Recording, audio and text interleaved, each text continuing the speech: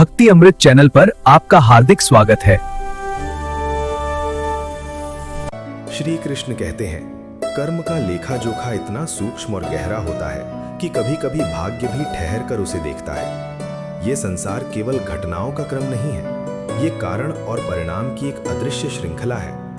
हम जो देखते हैं वो केवल वर्तमान का दृश्य है, पर जो घट रहा है वो हमारे ही पूर्व कर्मों का प्रतिफल है। अक्सर हमारे मन में प्रश्न उठता है कि जो व्यक्ति छल करता है, दूसरों को कष्ट देता है, अन्याय करता है, वो कई बार सुखी क्यों दिखाई देता है? क्यों उसके जीवन में वैभव है, सम्मान है, सुविधा है? और जो व्यक्ति सत्य, सेवा और सदाचार के मार्ग पर चलता है, उसे संघर्षों से क्यों गुजरना पड़ता है? क्या ये संसार अन्यायी है? क्या ईश्वर मौन है? इन प्रश्नों का उत्तर समझने के लिए हमें कर्म के सिद्धांत को समझना होगा। कर्म केवल वो नहीं है जो हम हाथों से करते हैं। कर्म वो भी है जो हम सोचते हैं, जो हम बोलते हैं, जो हम अपने हृदय में पालते हैं। मन, वचन और कर्म तीनों से जो भी ऊर्जा निकलती है वो ब्रह्मांड में अंकित हो जाती है। ये अंकन मिटता नहीं, ये स्मृति न कागज पर लिखी जाती है न पत्थर पर, ये चेतना के क्षेत्र में दर्ज होती है। मनुष्य भूल सकता है कि उसने क्या कहा, क्या किया, किसे दुख दिया, किसकी सहायता की, पर ब्रह्मांड नहीं भूलता। प्रकृति का प्रत्येक कण साक्षी है। जिस प्रकार बीज मिट्टी में छिपा रहता है पर समय आने पर अंकुरित होकर बाहर आता है, उसी प्रकार कर्म भी अपने समय की प्रतीक्षा करता है। वो तुरंत फल दे ये आवश्यक नहीं, पर वो फल देगा ये निश्चित है। हम अक्सर तत्काल परिणाम चाहते हैं। हम चाहते हैं कि अच्छा किया तो तुरंत अच्छा मिले, बुरा किया तो तुरंत दंड मिले, पर प्रकृति की गति हमारी अधीरता से संचालित नहीं होती। उसका अपना समय है, अपनी लय है। कभी कभी कर्म का फल तुरंत मिलता है, कभी वर्षों बाद, कभी अगले जन्म में, परंतु कर्म का नियम अटल है। सोचिए, यदि संसार में कर्म का नियम ना होता तो क्या होता? यदि कोई भी कुछ भी करे और उसका कोई परिणाम ना हो तो क्या जीवन में संतुलन रह पाता? नहीं। कर्म ही वो अदृश्य व्यवस्था है जो इस विशाल ब्रह्मांड को न्यायपूर्ण बनाए रखती है। कर्म का नियम पक्षपात नहीं करता। ये न धनवान को छोड़ता है न निर्धन को। ये न राजा को छूट देता है न भिखारी को दंड से बचाता है। सूर्य की किरणें जैसे सब पर समान रूप से पड़ती हैं, वैसे ही कर्म का सिद्धांत सब पर समान रूप से लागू होता है। कई बार हमें लगता है, मैंने ऐसा क्या किया था जो मेरे साथ ये हुआ? ये प्रश्न पीड़ा से जन्म लेता है, पर जब हम शांत मन से अपने जीवन को देखते हैं तो पाते हैं कि हर परिस्थिति किसी न किसी कारण से जुड़ी है। कुछ कारण हमें ज्ञात होते हैं, कुछ अज्ञात रहते हैं, पर अज्ञात होने का अर्थ ये नहीं कि वे हैं ही नहीं। कर्म 3 प्रकार के बताए गए हैं: संचित, प्रारब्ध और क्रियमाण। संचित कर्म वे हैं जो हमने अनेक जन्मों में संचित किए हैं, एक विशाल भंडार की तरह। प्रारब्ध कर्म वही भाग है जो वर्तमान जन्म में फल देने के लिए चुना गया है। क्रियमाण कर्म वे हैं जो हम अभी इस क्षण कर रहे हैं, जो भविष्य के संचित कर्म बनेंगे। इस प्रकार मनुष्य पूर्णतः असहाय भी नहीं है और पूर्णतः स्वतंत्र भी नहीं। जो प्रारब्ध है उसे हमें भोगना होता है, पर वर्तमान में जो कर्म हम कर रहे हैं वही हमारे भविष्य का निर्माण कर रहे हैं। इसीलिए कहा गया है, मनुष्य अपने भाग्य का निर्माता स्वयं है। यदि आज हम किसी के प्रति ईर्ष्या रखते हैं, किसी को नीचा दिखाते हैं, किसी का अधिकार छीनते हैं, तो हम केवल उसे ही नहीं, स्वयं को भी चोट पहुंचा रहे होते हैं। वो चोट तुरंत दिखाई न दे, पर वो भीतर बीज की तरह बोई जा चुकी होती है। और यदि हम किसी की सहायता करते हैं, किसी के आंसू पोंछते हैं, सत्य का साथ देते हैं, तो वो भी एक बीज है। वो बीज कभी न कभी सुख, सम्मान और शांति के रूप में अंकुरित होगा। कर्म का नियम केवल दंड देने के लिए नहीं है, ये शिक्षा देने के लिए है। जब हमें अपने कर्मों का फल मिलता है तो वो हमें जागृत करने के लिए होता है। दुख केवल दंड नहीं, कई बार दिशा भी होता है। वो हमें दिखाता है कि हमने कहाँ भूल की, कहाँ मार्ग से विचलित हुए। कई लोग ये सोचते हैं कि यदि वे किसी को धोखा देकर बच गए, यदि किसी ने उन्हें पकड़ नहीं लिया तो वे सचमुच बच गए। पर वे भूल जाते हैं कि बाहरी न्याय से बचना संभव है, पर आंतरिक न्याय से नहीं। अंतरात्मा साक्षी है और ब्रह्मांड की व्यवस्था भी साक्षी है। कभी कभी बुरा करने वाला व्यक्ति वर्षों तक सुखी दिखाई देता है। उसका वैभव बढ़ता है, प्रतिष्ठा बढ़ती है। लोग कहते हैं, देखो कितना सफल है, पर वे ये नहीं जानते कि उसके जीवन की पुस्तक अभी पूरी नहीं हुई। अंतिम पृष्ठ आने तक निर्णय नहीं होता। कर्म की गणना लंबी है, वो केवल एक अध्याय देखकर निष्कर्ष नहीं निकालती। दूसरी ओर जो व्यक्ति सत्य के मार्ग पर चलता है, वो कभी कभी संघर्षों से गुजरता है, पर उसका संघर्ष व्यर्थ नहीं होता। वो उसके भीतर धैर्य, शक्ति और करुणा का निर्माण करता है। उसका चरित्र परिपक्व होता है और अंततः उसका मार्ग प्रकाश की ओर ही जाता है। कर्म का सिद्धांत हमें भयभीत करने के लिए नहीं, सजग करने के लिए है। ये हमें याद दिलाता है कि हम जो भी करते हैं उसका महत्व है। कोई भी कर्म छोटा नहीं।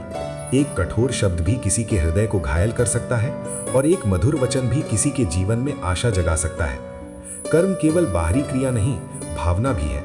यदि हम दान देते हैं पर अहंकार के साथ, तो उसका फल अलग होगा।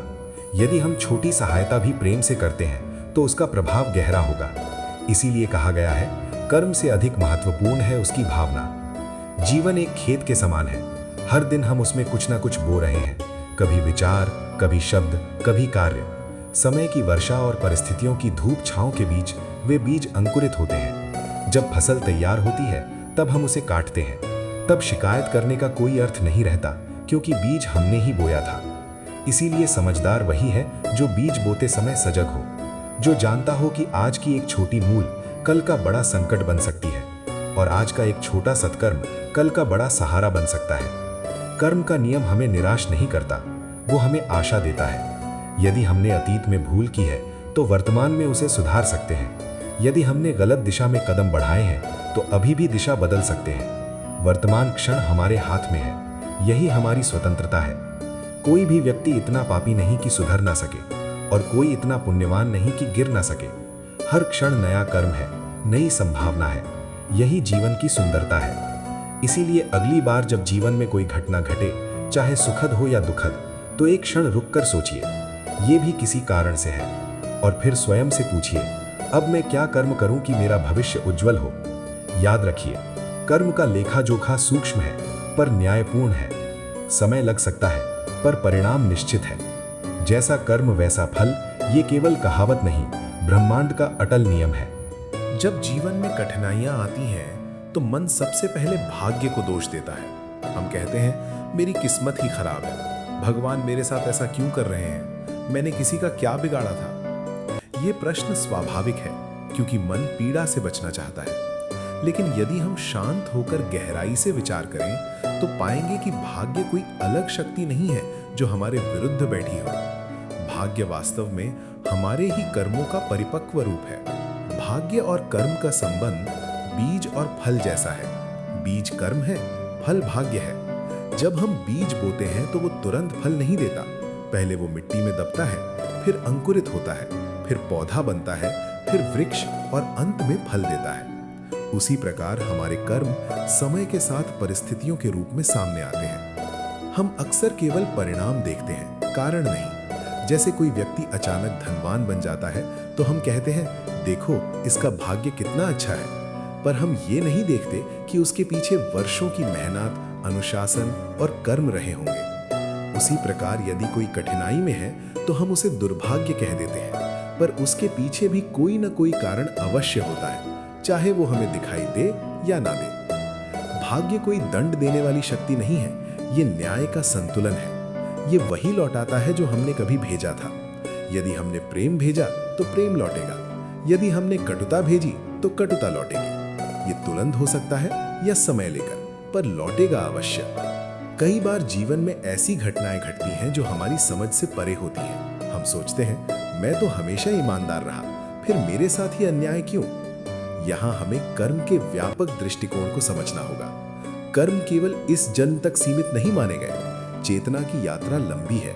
जो हम आज भोग रहे हैं वो केवल आज का परिणाम नहीं, अतीत की निरंतरता भी हो सकता है। ये विचार भय उत्पन्न करने के लिए नहीं है, बल्कि जागरूकता के लिए है। यदि अतीत का कुछ हमारे साथ आया है तो वर्तमान भी भविष्य में जाएगा। इसलिए वर्तमान क्षण अत्यंत महत्वपूर्ण है। यही वो स्थान है जहां हम परिवर्तन कर सकते हैं। भाग्य को दोष देना आसान है, पर अपने कर्मों की जिम्मेदारी लेना कठिन। जब हम कहते हैं सब भाग्य है तो हम स्वयं को निष्क्रिय बना लेते हैं, पर जब हम स्वीकार करते हैं कि मेरे कर्मों का परिणाम है, तब हम शक्ति प्राप्त करते हैं। क्योंकि यदि कर्मों से स्थिति बनी है तो नए कर्मों से बदली भी जा सकती है। मान लीजिए किसी व्यक्ति के जीवन में बार बार आर्थिक संकट आता है। वो हर बार दूसरों को दोष देता है, सरकार को, परिवार को, मित्रों को। पर यदि वो आत्मचिंतन करे तो संभव है कि उसे अपनी ही कुछ आदतें दिखाई दें। अत्यधिक खर्च, गलत निर्णय, आलस्य या लालच। जब तक वो इन कारणों को नहीं बदलेगा, परिस्थितियां बदलना कठिन होगा। इसी प्रकार यदि कोई व्यक्ति संबंधों में बार बार दुखी होता है तो वो कह सकता है लोग ही बुरे हैं, पर हो सकता है उसके भीतर ही क्रोध, अपेक्षा या असहिष्णुता का बीज हो। परिस्थितियां केवल दर्पण है, वे हमें हमारा ही प्रतिबिंब दिखाती हैं। भाग्य स्थिर नहीं है, ये बहता हुआ प्रवाह है। हर क्षण हमारे नए कर्म उसमें नई दिशा जोड़ते हैं। यदि आज तक जीवन में अंधकार रहा है तो इसका अर्थ ये नहीं कि आगे भी रहेगा। एक दीपक अंधकार को चुनौती देने के लिए पर्याप्त है। उसी प्रकार एक सच्चा निर्णय, एक सत्कर्म, एक ईमानदार प्रयास जीवन की दिशा बदल सकता है। कई लोग कहते हैं सब पहले से लिखा है। यदि सब कुछ पूर्णतः लिखा होता तो प्रयास का क्या अर्थ होता? फिर शिक्षा, साधना, प्रार्थना, परिश्रम, इन सब की आवश्यकता ही क्यों होती? सत्य ये है कि कुछ परिस्थितियां प्रारब्ध के रूप में आती हैं, पर हमारा व्यवहार, हमारा दृष्टिकोण, हमारी प्रतिक्रिया, ये सब हमारे हाथ में है। उदाहरण के लिए, दो व्यक्ति समान संकट से गुजरते हैं। एक टूट जाता है, दूसरा उससे सीख लेकर और मजबूत बन जाता है। परिस्थिति समान थी, पर कर्म और दृष्टिकोण अलग थे, इसलिए परिणाम भी अलग हुए। भाग्य को समझने का सही तरीका यह है कि उसे शत्रु नहीं, शिक्षक माने। जब सुख मिले तो अहंकार न करें, यह भी किसी पूर्व कर्म का फल है। जब दुख मिले तो निराश न हो, यह भी किसी कारण से आया है और इससे कुछ सीखना है। कर्म और भाग्य का संबंध केवल बाहरी घटनाओं तक सीमित नहीं है, यह हमारे मन की अवस्था से भी जुड़ा है। यदि हमारे भीतर संतोष है तो साधारण जीवन भी सुखद लगता है। यदि भीतर असंतोष है तो वैभव भी अधूरा लगता है। इसलिए सच्चा भाग्य बाहरी वस्तुओं से अधिक आंतरिक स्थिति में है।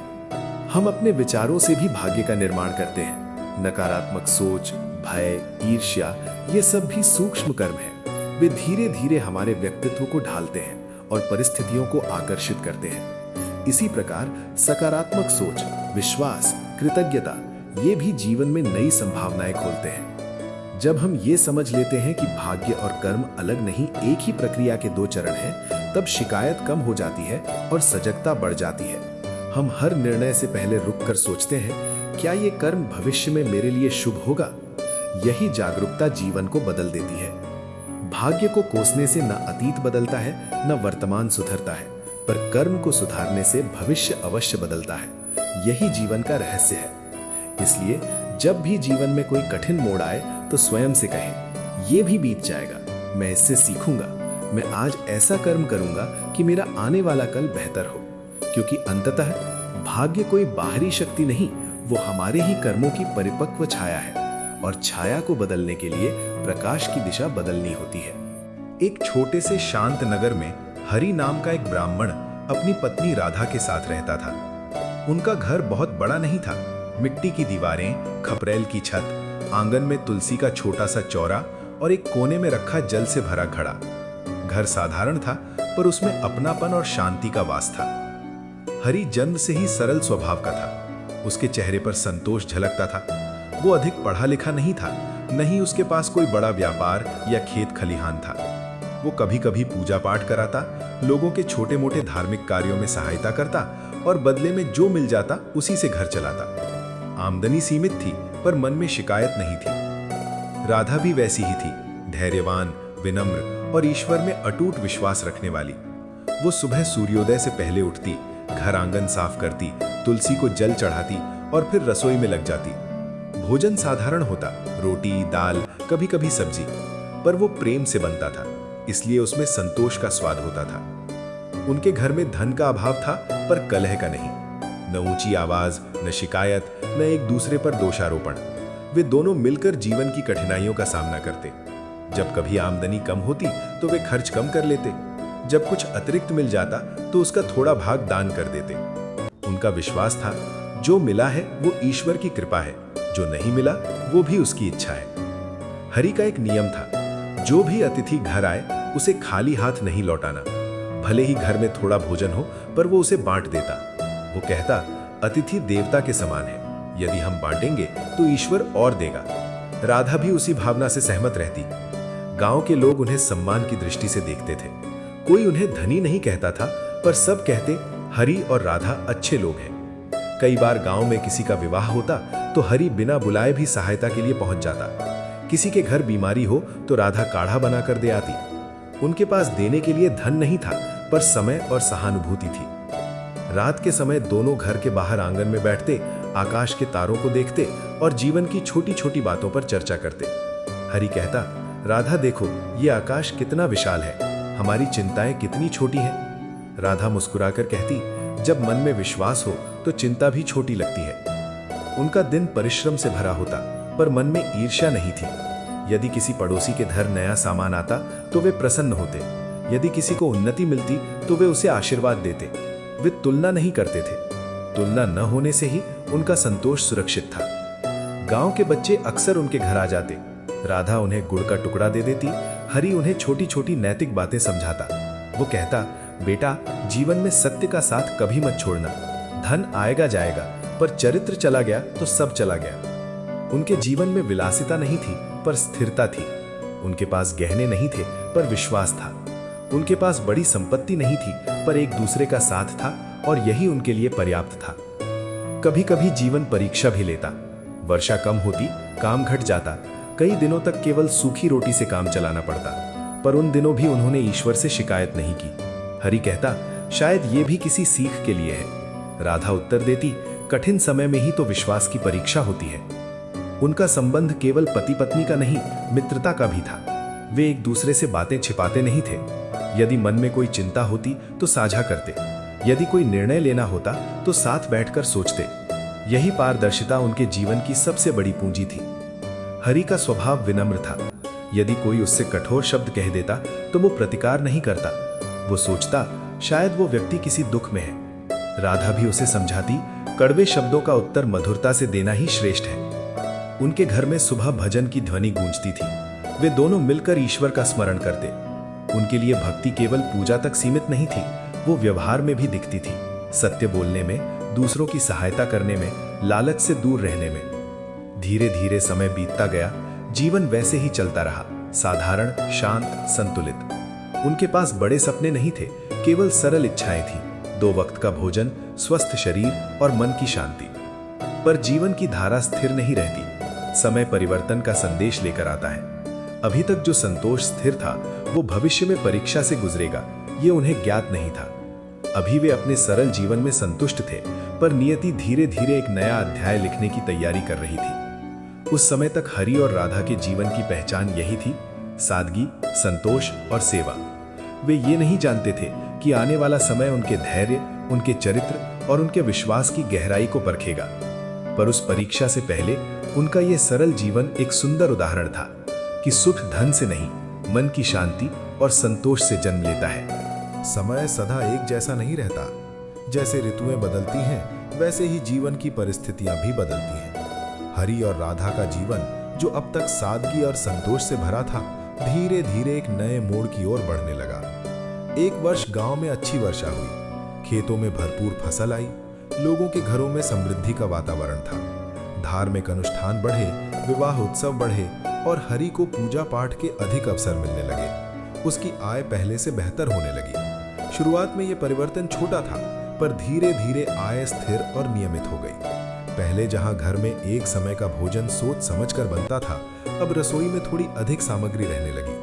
पहले जो वस्तुएं केवल त्योहारों पर बनती थीं, वे अब कभी कभी सामान्य दिनों में भी बनने लगी। राधा ने सोचा, ईश्वर की कृपा है। हरि ने भी यही माना। कुछ समय बाद हरि को नगर के एक धनवान व्यक्ति ने अपने घर नियमित पूजा के लिए बुलाना शुरू किया। वहां से उसे अच्छा दान मिलने लगा। फिर किसी ने सलाह दी, तुम्हें अपना छोटा सा अनाज का व्यापार भी शुरू करना चाहिए। तुम्हारी पहचान है, लोग विश्वास करते हैं। हरि ने पहले संकोच किया, उसे व्यापार का अनुभव नहीं था। पर जब अवसर सामने आया और लाभ दिखाई दिया, तो उसने सोचा, यदि आय बढ़ेगी तो जीवन और सुरक्षित होगा। उसने छोटा सा व्यापार शुरू किया। शुरुआत में वो वही हरि था, संतोषी, सरल, सावधान। वो लाभ होने पर भी अत्यधिक प्रसन्न नहीं होता और हानि होने पर भी घबराता नहीं। पर धीरे धीरे जब लाभ बढ़ने लगा, तब मन में एक नई भावना ने जन्म लिया, सुरक्षा से अधिक पाने की इच्छा। पहले वो सोचता था, जितना है पर्याप्त है।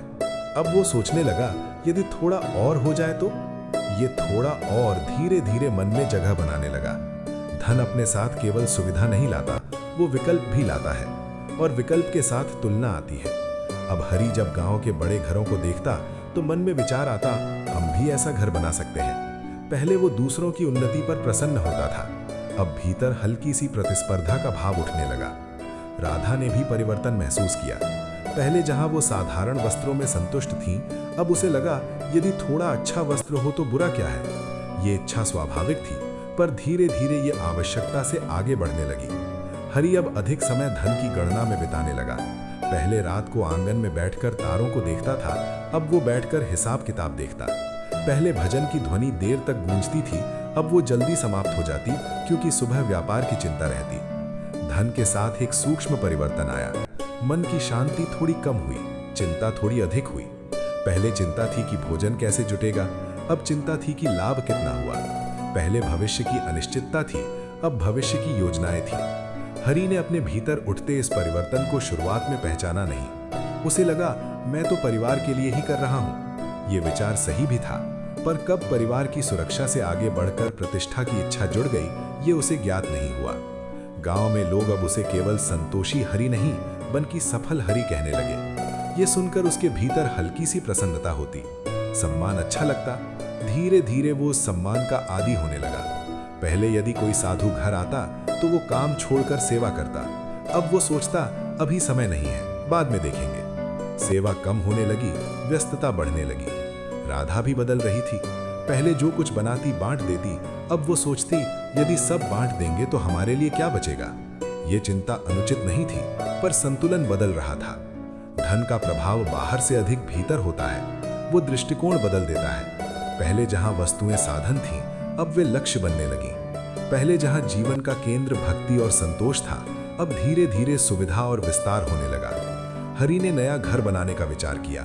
उसने पुरानी मिट्टी की दीवारें गिरवाकर पक्की दीवारें बनवाने का निश्चय किया। गांव के लोग बोले, देखो हरि कितना आगे बढ़ गया। ये सुनकर उसे गर्व हुआ। गर्व सूक्ष्म होता है, वो तुरंत दिखाई नहीं देता, वो धीरे धीरे आत्मा के भीतर जगह बनाता है। अब हरि अपने निर्णयों में अधिक कठोर होने लगा। यदि कोई उधार मांगता तो वो पहले जैसा सहज नहीं रहता। वो सोचता, व्यापार में भावना नहीं, गणना चाहिए। एक दिन राधा ने कहा, काफी समय से हमने किसी साधु को घर नहीं बुलाया। हरि ने उत्तर दिया, अभी समय नहीं है, काम बहुत है। ये वही हरि था जिसने कभी कहा था, अतिथि देवता है।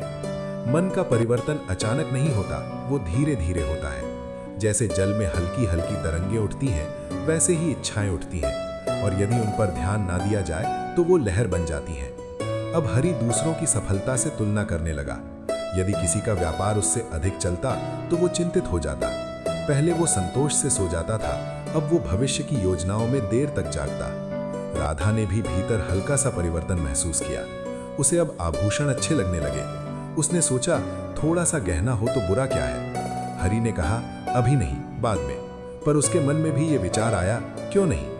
धन का प्रभाव केवल वस्त्र और घर तक सीमित नहीं रहा, वो विचारों तक पहुंचा।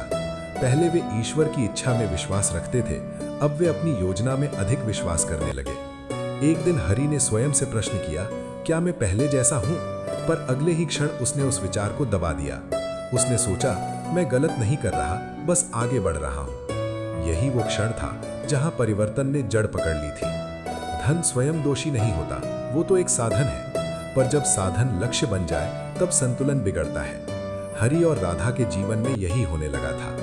उनके घर की दीवारें मजबूत हो रही थीं, पर भीतर का संतोष धीरे धीरे कम हो रहा था। उनकी आय बढ़ रही थी, पर शांति घट रही थी। उनका सम्मान बढ़ रहा था, पर सरलता कम हो रही थी।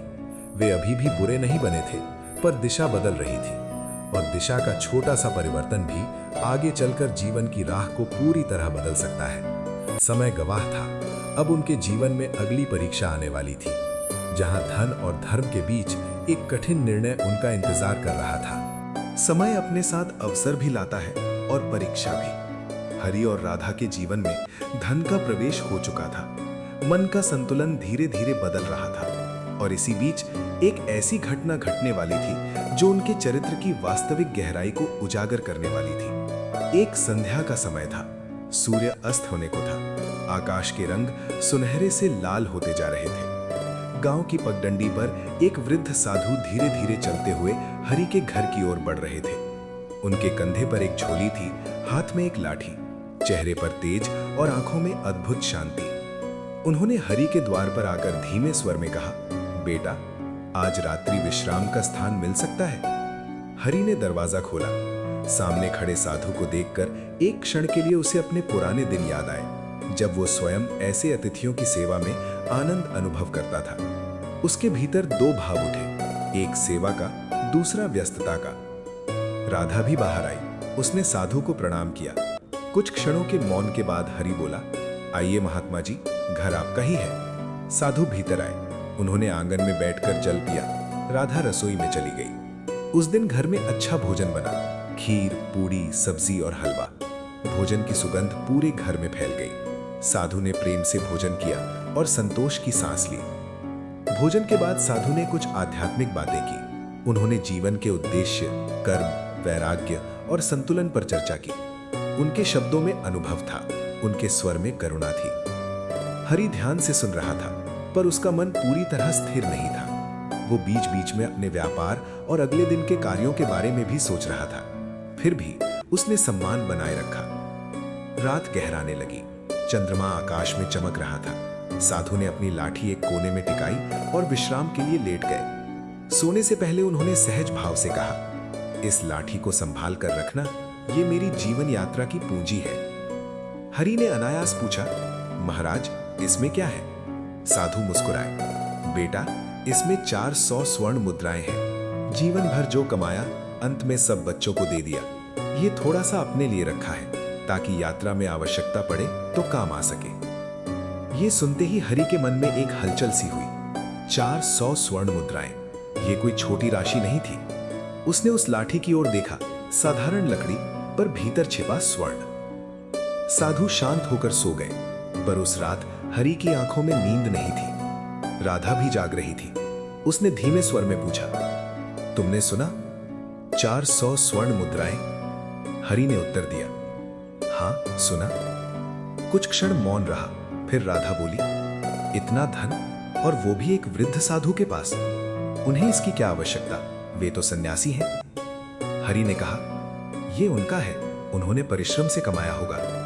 राधा ने धीरे से कहा, पर सोचो, हमारे कितने काम आ सकता है। नया घर, व्यापार का विस्तार, भविष्य सुरक्षित हो जाएगा। ये वही राधा थी जो पहले संतोष की मूर्ति थी, पर अब मन में तुलना और सुरक्षा की इच्छा बढ़ चुकी थी। हरि के भीतर संघर्ष शुरू हो गया।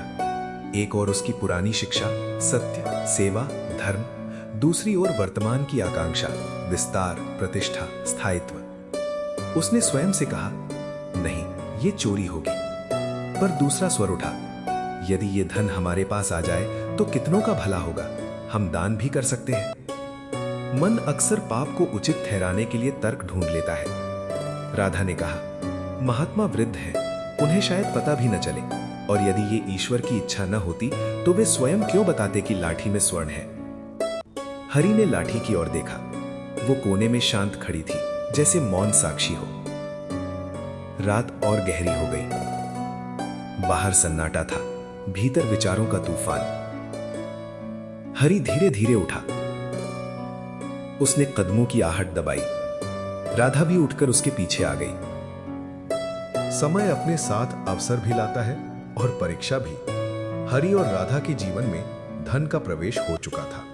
मन का संतुलन धीरे धीरे बदल रहा था, और इसी बीच एक ऐसी घटना घटने वाली थी जो उनके चरित्र की वास्तविक गहराई को उजागर करने वाली थी। एक संध्या का समय था। सूर्य अस्त होने को था। आकाश के रंग सुनहरे से लाल होते जा रहे थे। गांव की पगडंडी पर एक वृद्ध साधु धीरे धीरे चलते हुए हरि के घर की ओर बढ़ रहे थे। उनके कंधे पर एक झोली थी, हाथ में एक लाठी, चेहरे पर तेज और आंखों में अद्भुत शांति। उन्होंने हरि के द्वार पर आकर धीमे स्वर में कहा, बेटा, आज रात्रि विश्राम का स्थान मिल सकता है। हरि ने दरवाजा खोला। सामने खड़े साधु को देखकर एक क्षण के लिए उसे अपने पुराने दिन याद आए, जब वो स्वयं ऐसे अतिथियों की सेवा में आनंद अनुभव करता था। उसके भीतर दो भाव उठे, एक सेवा का, दूसरा व्यस्तता का। राधा भी बाहर आई। उसने साधु को प्रणाम किया। कुछ क्षणों के मौन के बाद हरि बोला, आइए महात्मा जी, घर आपका ही है। साधु भीतर आए। उन्होंने आंगन में बैठकर जल पिया। राधा रसोई में चली गई। उस दिन घर में अच्छा भोजन बना, खीर, पूरी, सब्जी और हलवा। भोजन की सुगंध पूरे घर में फैल गई। साधु ने प्रेम से भोजन किया और संतोष की सांस ली। भोजन के बाद साधु ने कुछ आध्यात्मिक बातें की। उन्होंने जीवन के उद्देश्य, कर्म, वैराग्य और संतुलन पर चर्चा की। उनके शब्दों में अनुभव था, उनके स्वर में करुणा थी। हरि ध्यान से सुन रहा था, पर उसका मन पूरी तरह स्थिर नहीं था। वो बीच बीच में अपने व्यापार और अगले दिन के कार्यों के बारे में भी सोच रहा था। फिर भी उसने सम्मान बनाए रखा। रात गहराने लगी। चंद्रमा आकाश में चमक रहा था। साधु ने अपनी लाठी एक कोने में टिकाई और विश्राम के लिए लेट गए। सोने से पहले उन्होंने सहज भाव से कहा, इस लाठी को संभाल कर रखना, ये मेरी जीवन यात्रा की पूंजी है। हरि ने अनायास पूछा, महाराज, इसमें क्या है? साधु मुस्कुराए, बेटा, इसमें 400 स्वर्ण मुद्राएं हैं। जीवन भर जो कमाया, अंत में सब बच्चों को दे दिया। ये थोड़ा सा अपने लिए रखा है ताकि यात्रा में आवश्यकता पड़े तो काम आ सके। ये सुनते ही हरि के मन में एक हलचल सी हुई। 400 स्वर्ण मुद्राएं, ये कोई छोटी राशि नहीं थी। उसने उस लाठी की ओर देखा, साधारण लकड़ी, पर भीतर छिपा स्वर्ण। साधु शांत होकर सो गए, पर उस रात हरि की आंखों में नींद नहीं थी। राधा भी जाग रही थी। उसने धीमे स्वर में पूछा, तुमने सुना? 400 स्वर्ण मुद्राएं? हरि ने उत्तर दिया, हाँ सुना। कुछ क्षण मौन रहा। फिर राधा बोली, इतना धन, और वो भी एक वृद्ध साधु के पास, उन्हें इसकी क्या आवश्यकता? वे तो सन्यासी हैं। हरि ने कहा, ये उनका है, उन्होंने परिश्रम से कमाया होगा। राधा ने धीरे से कहा, पर सोचो, हमारे कितने काम आ सकता है। नया घर, व्यापार का विस्तार, भविष्य सुरक्षित हो जाएगा। ये वही राधा थी जो पहले संतोष की मूर्ति थी, पर अब मन में तुलना और सुरक्षा की इच्छा बढ़ चुकी थी। हरि के भीतर संघर्ष शुरू हो गया। एक ओर उसकी पुरानी शिक्षा, सत्य, सेवा, धर्म, दूसरी ओर वर्तमान की आकांक्षा, विस्तार, प्रतिष्ठा, स्थायित्व। उसने स्वयं से कहा, नहीं, ये चूड़ी होगी। पर दूसरा स्वर उठा, यदि ये धन हमारे पास आ जाए तो कितनों का भला होगा, हम दान भी कर सकते हैं। मन अक्सर पाप को उचित ठहराने के लिए तर्क ढूंढ लेता है। राधा ने कहा, महात्मा वृद्ध है, उन्हें शायद पता भी न चले, और यदि ये ईश्वर की इच्छा न होती तो वे स्वयं क्यों बताते कि लाठी में स्वर्ण है? हरि ने लाठी की ओर देखा।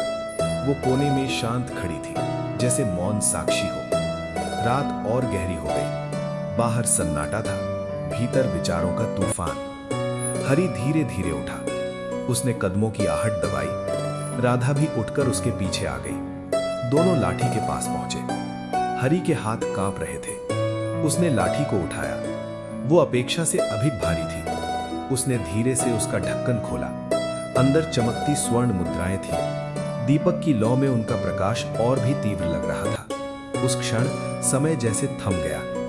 हरि के सामने दो रास्ते थे, एक कठिन जो उसे पूर्ववत रखता, दूसरा सरल दिखने वाला जो भीतर से गिरा सकता था। राधा ने फुसफुसा कर कहा, निर्णय लो। हरि का हृदय तेजी से धड़क रहा था। उसने आंखें बंद की। कुछ क्षणों के लिए उसे अपने पुराने दिन याद आए, साधुओं की सेवा, संतोष, सरलता।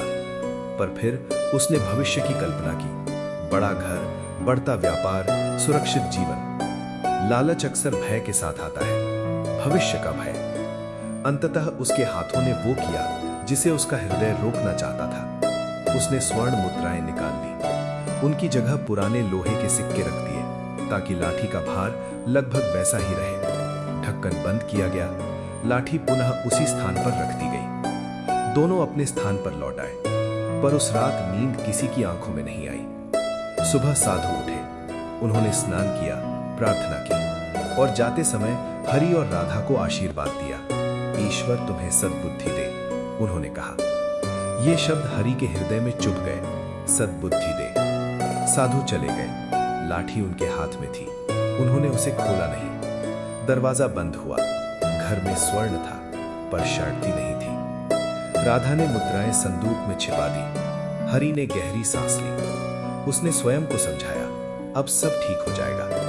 पर उसी क्षण से एक अदृश्य परिवर्तन शुरू हो चुका था। बाहर कुछ नहीं बदला था, पर भीतर बहुत कुछ बदल गया था। ये केवल धन लेने की घटना नहीं थी, ये विश्वास के विरुद्ध पहला कदम था और कर्म की पुस्तक में एक नया अध्याय लिख दिया गया था। आगे क्या होगा ये समय बताएगा, पर उस रात लिया गया निर्णय उनके जीवन की दिशा बदल चुका था। हरि की मृत्यु के बाद घर में शोक छा गया। गांव के लोग संवेदना व्यक्त करने आए। सबने कहा वो परिश्रमी था, सफल था, परिवार के लिए बहुत कुछ कर गया। पर कोई ये नहीं जानता था कि उसके अंतर्मन में कैसी पीड़ा थी और वो अपने भीतर किस अधूरे भाव के साथ इस संसार से विदा हुआ। राधा अकेली रह गई। बड़ा घर था, पर्याप्त धन था, पर भीतर गहरा खालीपन था। पहले जहां हरि के साथ बैठकर वो जीवन की बातें करती थी, अब वही आंगन उसे सूना लगता। संदूक अब भी वहीं रखा था, उसमें रखी स्वर्ण मुद्राएं अब भी मौन थीं, पर उनका मौन जैसे बोलता था। समय बीतता गया, शोक धीरे धीरे शांत हुआ, पर स्मृतियां नहीं गईं। कुछ महीनों बाद राधा ने अनुभव किया कि उसके जीवन में एक नई शुरुआत होने वाली है।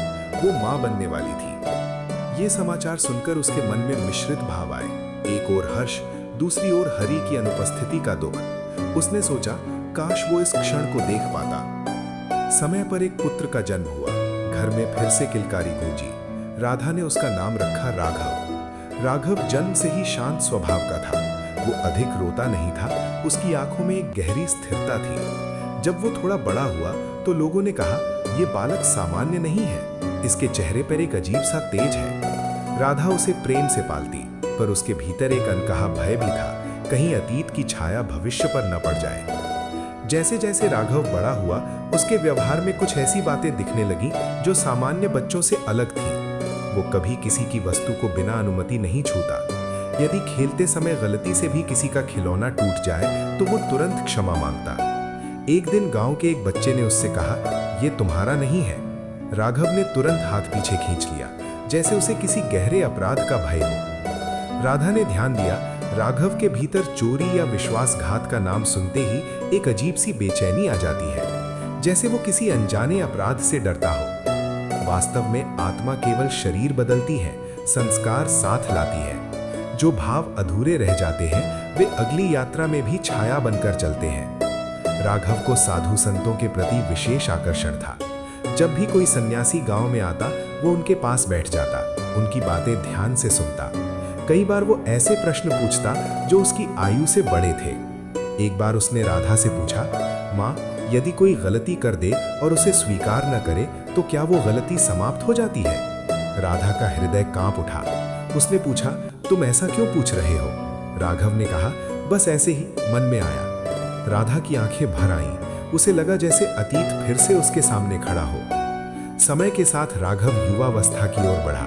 वो बुद्धिमान, विनम्र और करुणामय था। गांव में उसकी प्रशंसा होने लगी, पर उसके भीतर एक सूक्ष्म बेचैनी थी, जैसे कोई अधूरा कार्य उसे पुकार रहा हो।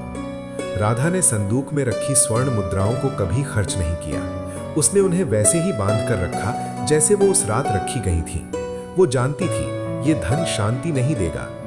एक दिन उसने साहस जुटाकर राघव को सच बताने का विचार किया, पर हर बार शब्द उसके होठों तक आकर रुक जाते।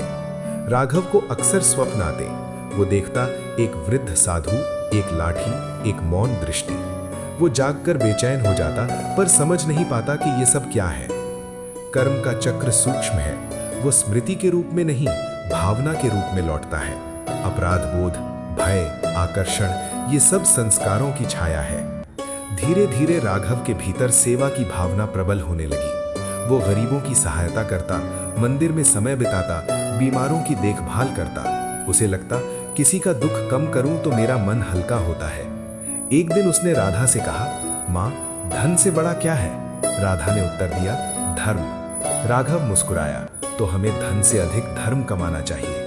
ये शब्द सुनकर राधा का हृदय कांप उठा। उसे लगा जैसे अतीत स्वयं बोल रहा है।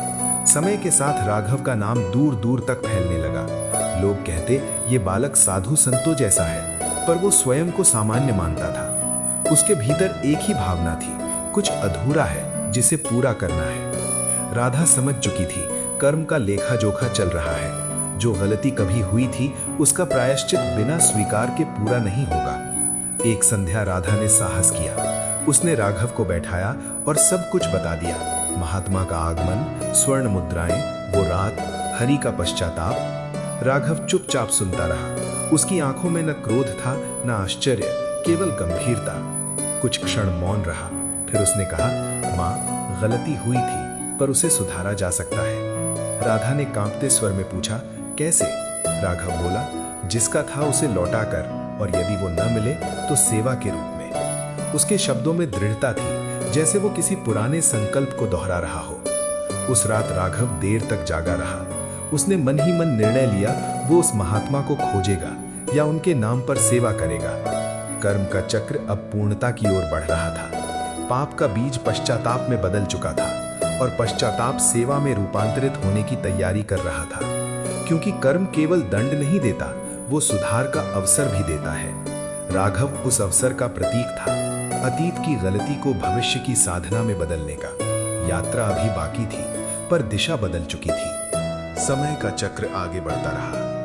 राघव अब युवावस्था में प्रवेश कर चुका था। उसका स्वभाव दिन प्रतिदिन अधिक गंभीर और करुणामय होता जा रहा था। परंतु जैसे किसी अधूरे कर्म की छाया उसके जीवन में सक्रिय थी, उसी समय उसके शरीर ने अचानक साथ छोड़ना शुरू कर दिया।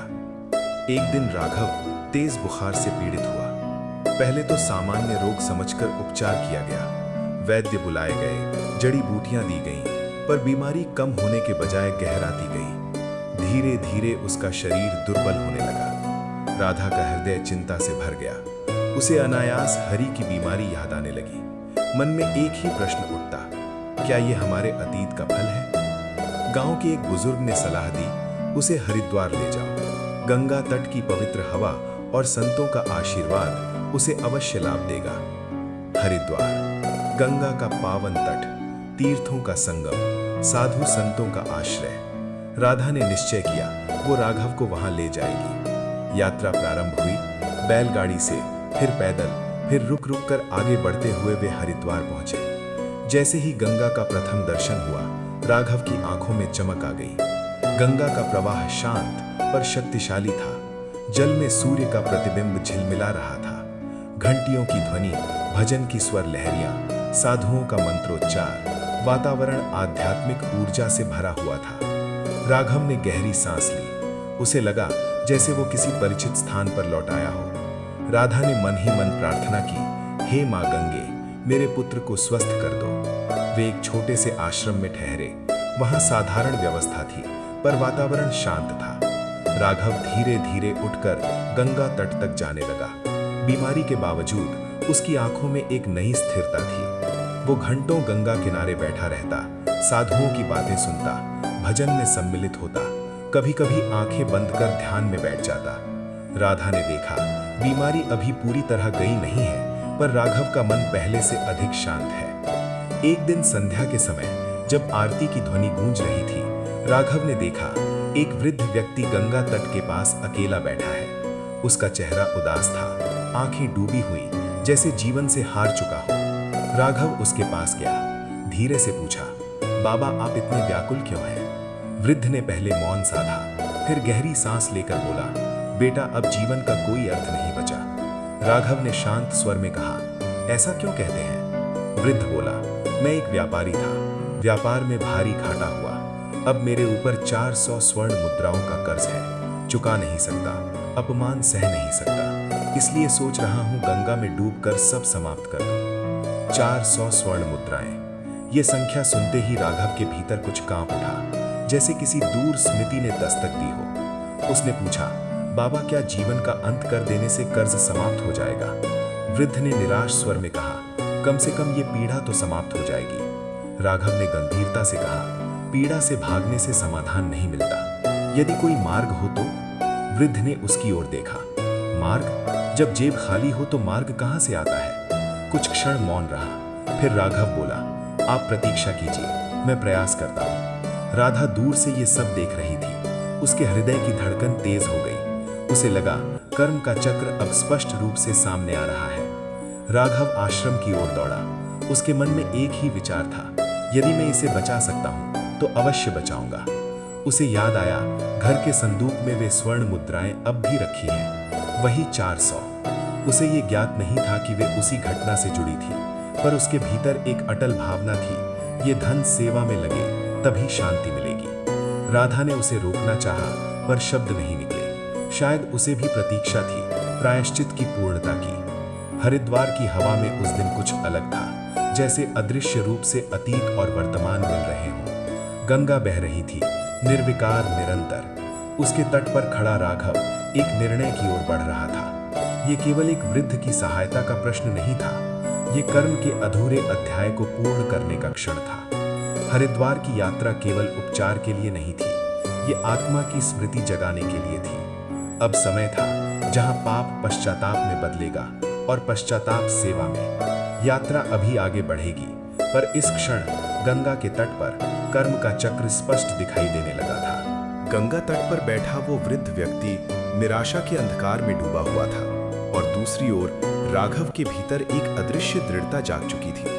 वो तेजी से आश्रम की ओर लौटा। उसके कदमों में उतावली थी, पर मन में स्पष्टता। उसके मन में बार बार वही शब्द गूंज रहे थे, 400 स्वर्ण मुद्राएं। ये संख्या जैसे संयोग नहीं, संकेत थी। आश्रम पहुंचकर उसने राधा को सब बताया। राधा कुछ क्षण स्तब्ध रही, फिर उसकी आंखों में आंसू भर आए। उसने धीरे से कहा, शायद समय आ गया है। राघव ने पूछा, किस बात का मां? राधा ने गहरी सांस ली और वर्षों से छिपा सत्य पूरी तरह उसे बता दिया। महात्मा का आगमन, स्वर्ण मुद्राएं, चूरी, पश्चाताप, हरि का दुख और संदूक में रखी वही 400 मुद्राएं।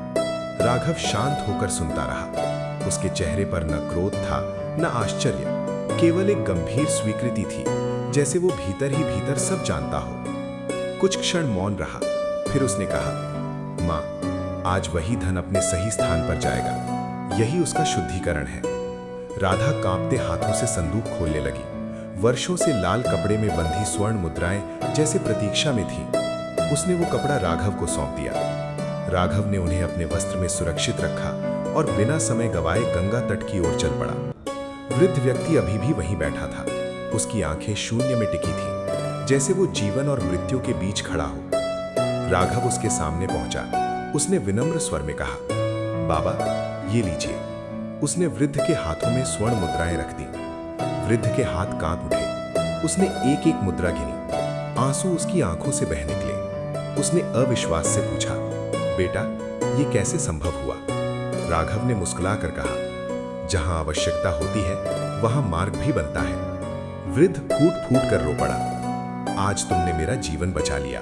ये केवल धन नहीं, मेरा सम्मान है, मेरा अस्तित्व है। उस क्षण गंगा की धारा जैसे और अधिक मधुर लगने लगी। आरती की घंटियां दूर से बज रही थीं। वातावरण में एक अदृश्य शांति उतर आई। राधा थोड़ी दूरी पर खड़ी ये सब देख रही थी। उसके हृदय का वर्षों पुराना बोझ हल्का हो रहा था। कर्म का चक्र अद्भुत है। जो धन छल से आया था वो सेवा में लौट गया। जो अपराध छिपाया गया था वो स्वीकार से शुद्ध हो गया। वृद्ध व्यक्ति ने राघव के सिर पर हाथ रखा और कहा, बेटा, ये केवल दान नहीं है, ये न्याय है। उसकी आंखों में एक गहरी पहचान की झलक थी, जैसे वो भी इस घटना के पीछे छिपी कहानी को महसूस कर रहा हो। कुछ समय बाद वृद्ध ने बताया कि वो कभी एक धार्मिक आयोजन से जुड़ा था। उसने अनेक यात्रियों के लिए अन्नदान की व्यवस्था की थी, पर एक घटना के कारण वो आयोजन अधूरा रह गया था। तब से उसके जीवन में अस्थिरता चली आ रही थी। राघव के भीतर एक कंपन सा हुआ।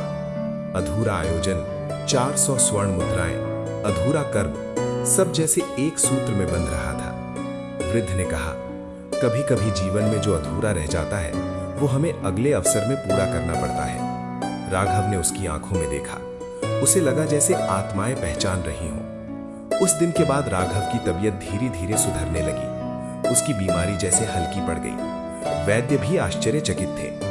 राधा ने अनुभव किया, जब मन का भार उतरता है तब शरीर भी हल्का हो जाता है। गांव लौटने से पहले राघव ने गंगा तट पर बैठकर मौन प्रार्थना की। उसने कहा, यदि मुझसे या मेरे परिवार से कभी भूल हुई हो तो उसे सेवा में बदल दो। गंगा की लहरें उसके पैरों से टकराईं, जैसे आशीर्वाद दे रही हों। कर्म का चक्र पूर्ण हो चुका था। चोरी से प्राप्त धन दान में परिवर्तित हो चुका था। अपराध पश्चाताप में बदला, पश्चाताप सेवा में, सेवा शांति में। ये केवल एक वृद्ध की सहायता की कथा नहीं थी, ये उस अदृश्य न्याय की कथा थी जो समय लेकर भी संतुलन स्थापित करता है। कभी कभी हम सोचते हैं कि गलती हमेशा के लिए दाग बन जाती है, पर यदि साहस हो स्वीकार का और भावना हो सुधार की, तो वही गलती मार्ग भी बन सकती है। राघव ने उस दिन केवल एक जीवन नहीं बचाया, उसने अपने परिवार के कर्म का ऋण चुका दिया।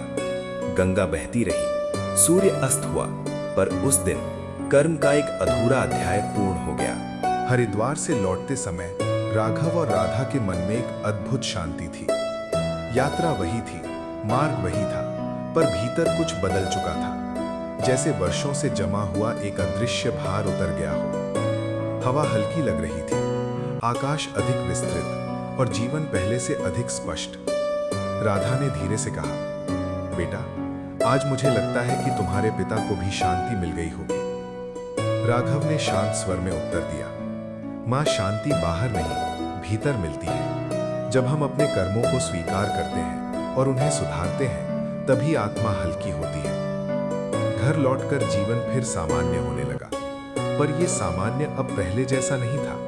ये अनुभव से परिपक्व था। अब उनके जीवन का केंद्र केवल सुविधा या सुरक्षा नहीं, बल्कि सजगता थी। राघव ने व्यापार में रुचि कम कर दी, उसने सेवा और शिक्षा को प्राथमिकता दी। वो गांव के बच्चों को नैतिक कथाएं सुनाता, युवाओं को सत्य और परिश्रम का महत्व समझाता और बुजुर्गों की सहायता करता। एक दिन गांव के किसी युवक ने उससे पूछा, क्या सच में कर्मों का फल मिलता है? कई बार तो बुरे लोग भी सुखी दिखते हैं। राघव मुस्कुराया, फल अवश्य मिलता है, पर हम केवल एक क्षण देखते हैं, पूरी कहानी नहीं। जैसे वृक्ष पर लगे फल को देखकर हम नहीं जानते कि बीज कब बोया गया था, कितनी धूप और वर्षा मिली थी। कर्म भी ऐसे ही है। उसने आगे कहा, कभी कभी फल तुरंत मिलता है, कभी समय लेता है, पर न्याय अवश्य होता है।